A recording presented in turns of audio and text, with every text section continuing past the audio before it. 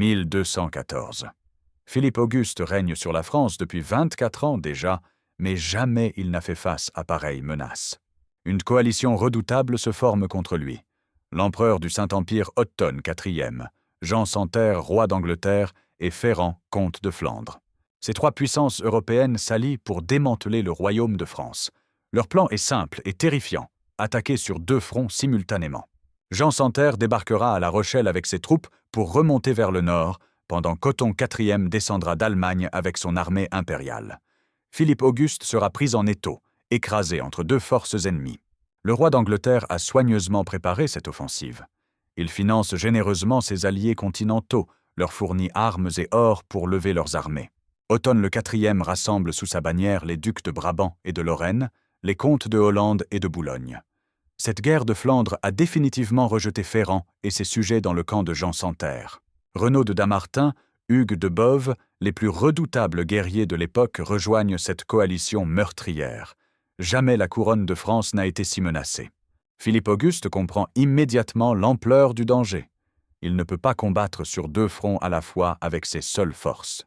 Le roi prend alors une décision audacieuse: diviser son armée. Il confie la moitié de ses troupes à son fils Louis, le futur Louis VIII, avec mission d'arrêter Jean Santerre dans l'ouest.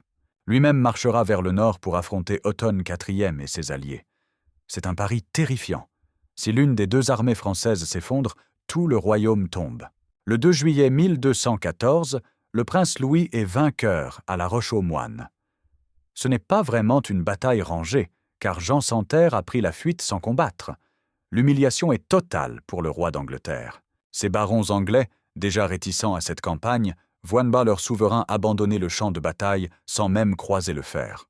Ils refusent de poursuivre une guerre que leur roi lui-même semble considérer comme perdue. Jean Santerre n'a d'autre choix que de rembarquer précipitamment pour l'Angleterre, laissant ses alliés continentaux se débrouiller seuls.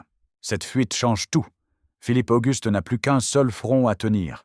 Il peut maintenant concentrer toutes ses forces contre Othon IV. Mais l'empereur germanique ne l'entend pas de cette oreille. Malgré la défection de Jean Santerre, il décide de poursuivre l'offensive. Othon arrive avec son armée le 12 juillet à Nivelles, où il fait sa jonction avec le comte Ferrand et se dirige vers Valenciennes, où il établit son camp. L'armée impériale est impressionnante.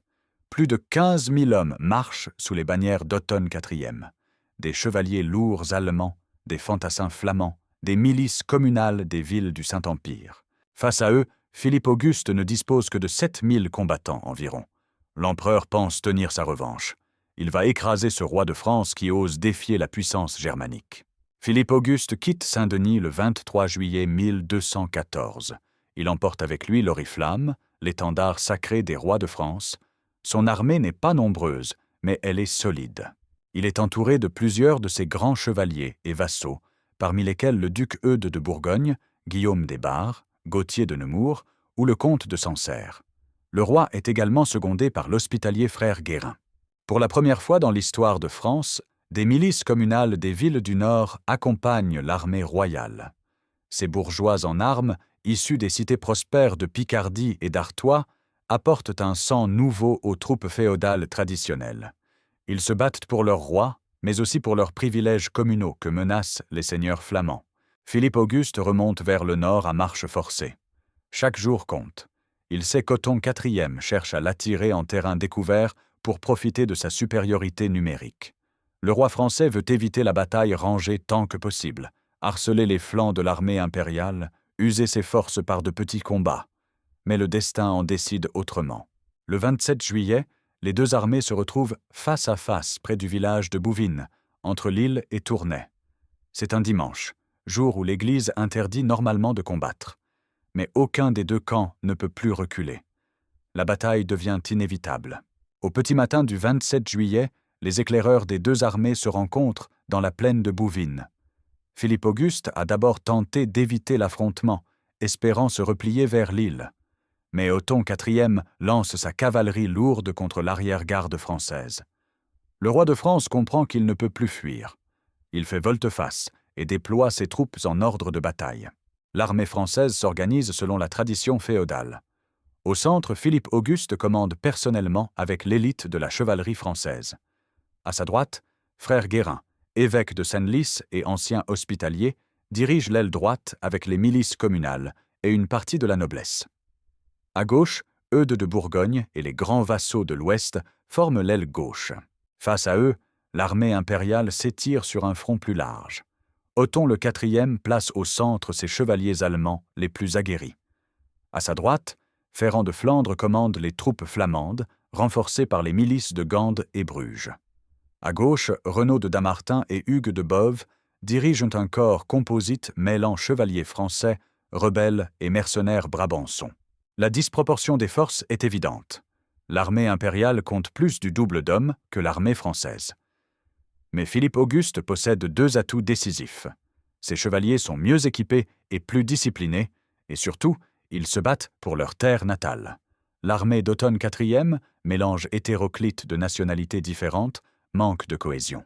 La bataille commence vers midi par l'affrontement des ailes. À droite, Frère Guérin lance ses milices communales contre les Flamands de Ferrand. Ces bourgeois en armes, peu habitués aux combats de grande ampleur, vacillent d'abord sous le choc de la cavalerie flamande. Mais ils tiennent bon, soutenus par les chevaliers de Guérin. Le combat s'équilibre rapidement. À gauche, Eudes de Bourgogne affronte Renaud de Damartin.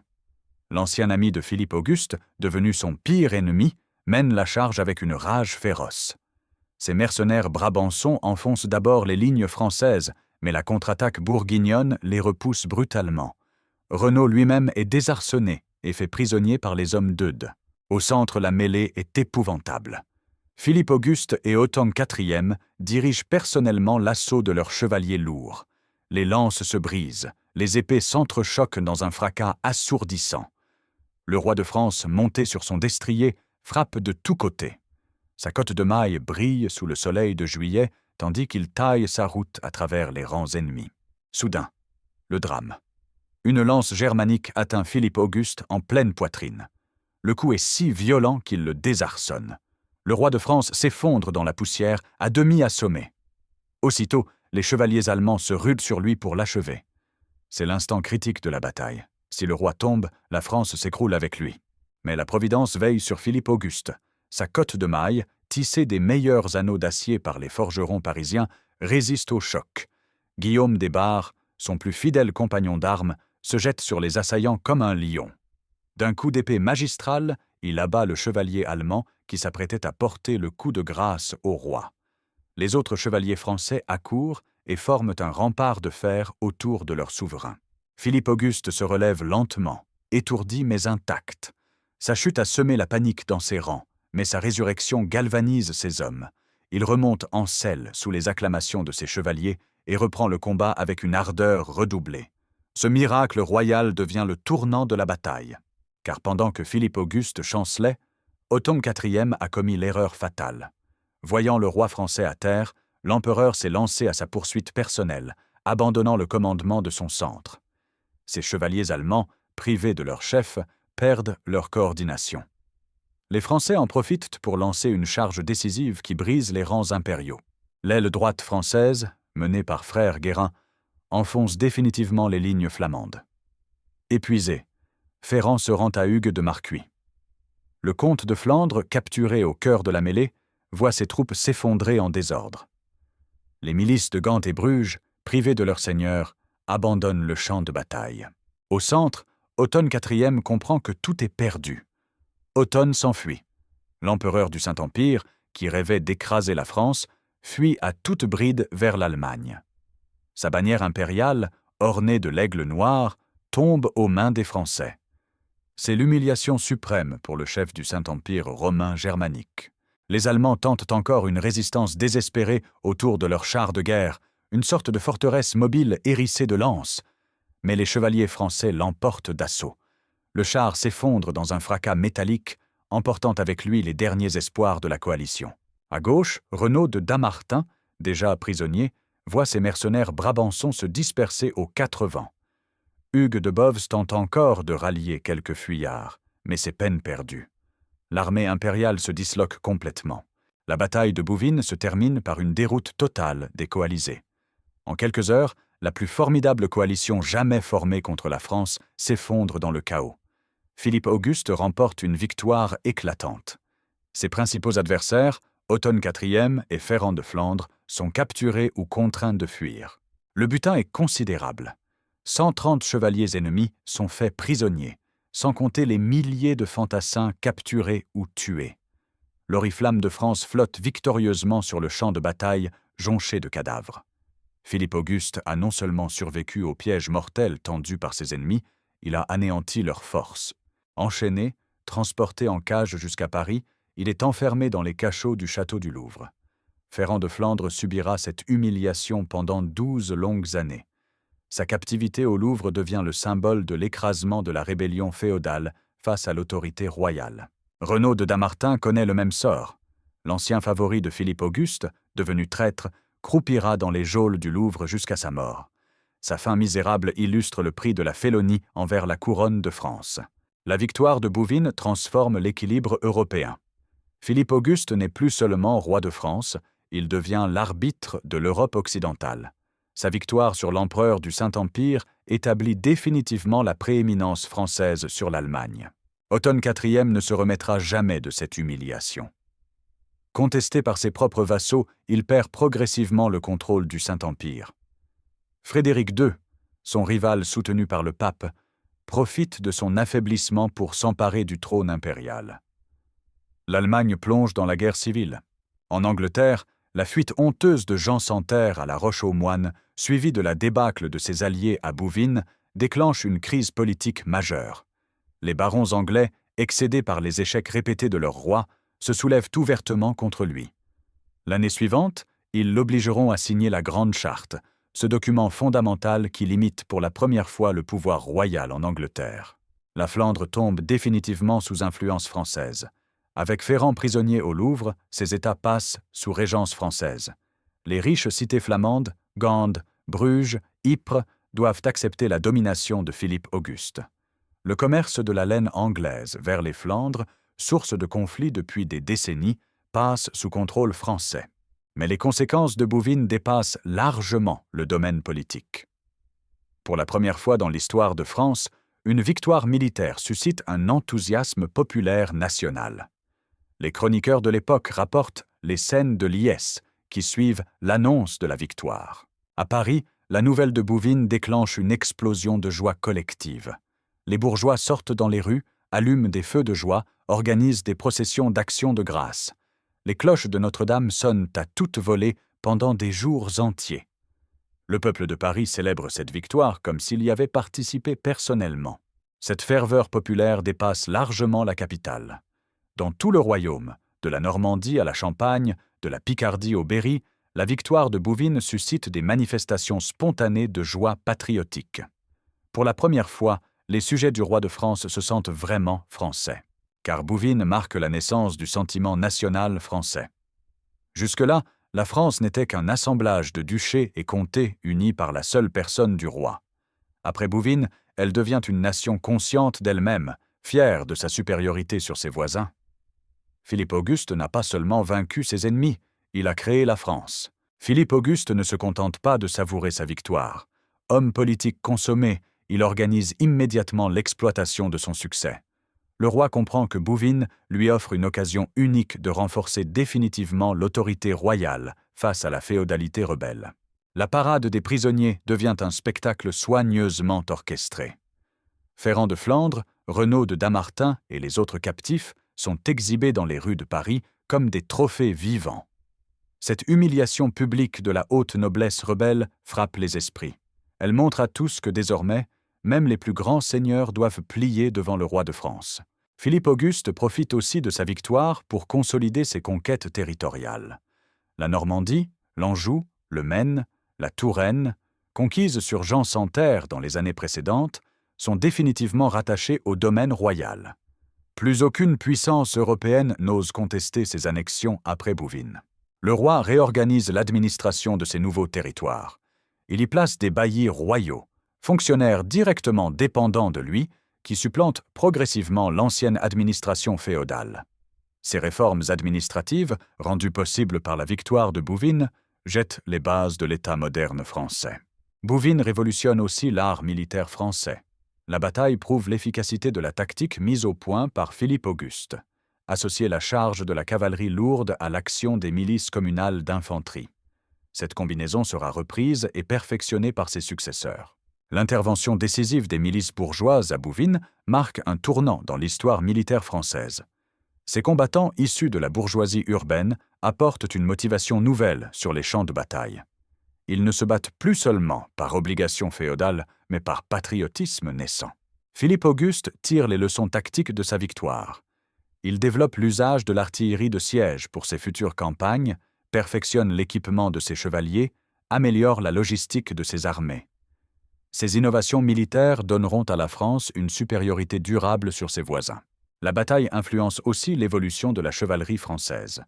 Les prouesses de Guillaume des Barres sauvant son roi, l'héroïsme des chevaliers français chargeant contre un ennemi supérieur en nombre, créent de nouveaux modèles chevaleresques. L'idéal du chevalier servant son roi jusqu'à la mort s'enracine durablement dans la noblesse française. Les années qui suivent Bouvines voient la transformation radicale du royaume de France. Philippe Auguste utilise son prestige de vainqueur pour imposer des réformes profondes qui renforcent l'autorité royale. Le domaine royal s'étend considérablement. Aux conquêtes sur Jean sans Terre s'ajoutent les territoires confisqués aux seigneurs rebelles. Renaud de Damartin perd ses comtés de Boulogne et Damartin. D'autres vassaux félons voient leurs fiefs rattachés directement à la couronne. En quelques années, Philippe Auguste double pratiquement l'étendue de ses domaines personnels. Cette extension territoriale s'accompagne d'une révolution fiscale. Les nouveaux territoires apportent des revenus considérables qui permettent au roi de financer une administration permanente. Philippe Auguste peut maintenant entretenir une armée professionnelle, construire des forteresses, développer les infrastructures routières. La noblesse française sort transformée de Bouvines.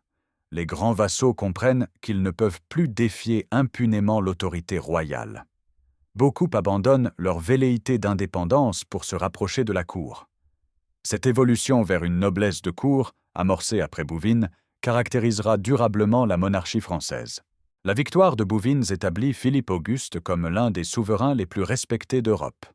Sa cour devient un modèle imité par les autres monarchies occidentales. L'art de vivre français, l'étiquette royale, l'administration capétienne inspirent les cours étrangères. Cette influence culturelle accompagne la domination politique. La langue française commence à s'imposer comme langue diplomatique internationale. Les chancelleries européennes adoptent progressivement le français dans leurs correspondances officielles. Paris devient un centre intellectuel majeur qui attire étudiants et clercs de toute l'Europe. Philippe Auguste profite de son prestige pour intervenir dans les affaires européennes.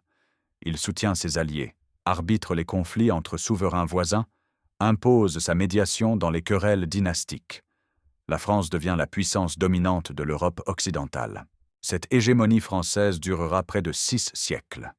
De Philippe Auguste à Louis XIV, en passant par François Ier et Louis XI, tous les grands rois de France s'appuieront sur l'héritage de Bouvines pour imposer leur volonté à l'Europe. La bataille du 27 juillet 1214 fonde véritablement la grandeur française. L'étude détaillée de la bataille révèle plusieurs innovations tactiques remarquables. Philippe Auguste démontre une maîtrise stratégique qui dépasse largement celle de ses adversaires. Sa capacité à diviser ses forces pour combattre sur 2 fronts simultanés, puis à les reconcentrer au moment décisif, témoigne d'un génie militaire exceptionnel. L'utilisation des milices communales représente une véritable révolution tactique. Ces fantassins urbains, équipés de piques et d'arbalètes, complètent parfaitement l'action de la cavalerie lourde. Leur discipline collective contraste avec l'individualisme traditionnel de la chevalerie. Cette combinaison armes-cavalerie-infanterie préfigure les grandes transformations militaires des siècles suivants. Philippe Auguste innove aussi dans le domaine logistique. Son armée dispose d'un train de bagages remarquablement organisé qui lui permet de manœuvrer rapidement sur de longues distances. Cette supériorité logistique s'avère décisive face aux forces hétéroclites d'Otton IV, handicapées par leurs problèmes d'approvisionnement. La bataille illustre également l'importance nouvelle de la propagande militaire. Philippe Auguste comprend que la guerre se gagne aussi dans les esprits. Sa mise en scène religieuse du conflit, l'usage de l'oriflamme sacrée, la présence de frères Guérin à ses côtés, donnent une dimension quasi mystique à sa victoire. Paradoxalement, Bouvines ouvre aussi la voie à une réconciliation progressive avec les anciens ennemis de la France. Philippe Auguste magnanime dans la victoire, évite les représailles excessives qui pourraient nourrir des rancœurs durables.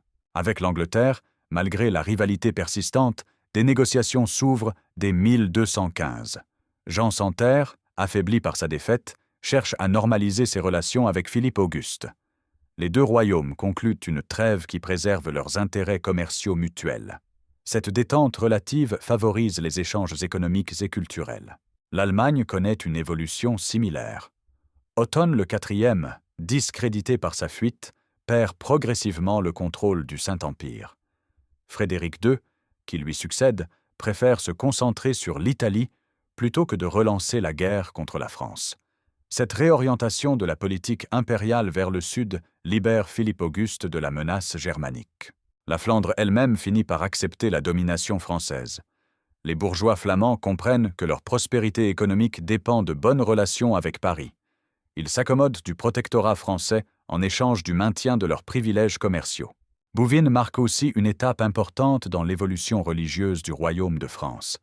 La victoire remportée un dimanche, malgré l'interdiction canonique de combattre ce jour-là, pose des questions théologiques délicates.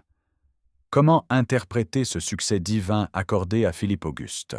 L'Église de France résout cette contradiction en développant la théorie de la guerre sainte défensive.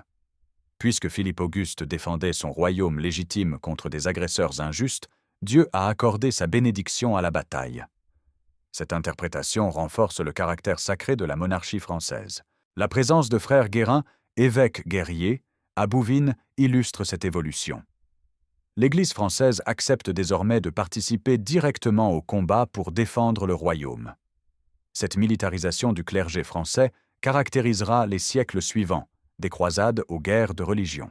Philippe Auguste profite de sa victoire pour renforcer ses liens avec la papauté. Innocent III, d'abord hostile au roi de France, reconnaît finalement la légitimité de son combat contre les excommuniés Othon IV et Jean sans Terre. Cette réconciliation avec Rome consolide l'autorité morale de Philippe Auguste. La bataille de Bouvines entre immédiatement dans la mémoire collective française. Les chroniqueurs contemporains, Guillaume le Breton en tête, en livrent des récits épiques qui transforment l'événement historique en légende nationale. Cette légende se transmet de génération en génération, enrichie par l'imagination populaire. Bouvines devient le symbole de la résistance française face à l'étranger, le modèle de la victoire remportée contre toute attente par l'union du roi et de son peuple. Les siècles suivants ne cesseront de puiser dans cet héritage. Jeanne d'Arc invoquera l'exemple de Philippe Auguste pour chasser les Anglais. Henri le IV y trouvera l'inspiration pour ses victoires contre la Ligue. Napoléon lui-même se réclamera de cette tradition guerrière française. Aujourd'hui encore, Bouvines demeure l'une des batailles les plus célèbres de l'histoire de France. Ce dimanche de juillet 1214 a créé un mythe fondateur qui traverse les siècles. Philippe Auguste y a gagné bien plus qu'une victoire militaire. Il a donné naissance à l'âme française. Philippe Auguste s'éteint en 1223, 9 ans après sa victoire de Bouvines. Il laisse un royaume transformé, unifié, respecté dans toute l'Europe. Son règne de 43 ans aura été l'un des plus décisifs de l'histoire française. Ses successeurs hériteront d'un État solide, d'une administration efficace, d'un prestige international considérable. Louis VIII, puis Louis IX, le futur Saint-Louis, pourront s'appuyer sur les fondations posées par Philippe Auguste pour porter la France vers de nouveaux sommets. Car Bouvines n'est pas seulement une victoire militaire. C'est l'acte fondateur de la puissance française, le moment où la France prend conscience de sa destinée européenne. Ce dimanche de juillet 1214 a changé le cours de l'histoire. La bataille de Bouvines résonne encore aujourd'hui comme l'écho d'une époque héroïque où un roi de France et ses sujets unis ont défié l'Europe entière et l'ont vaincue. Philippe Auguste n'a pas seulement écrasé 3 royaumes à lui seul, il a créé la France éternelle.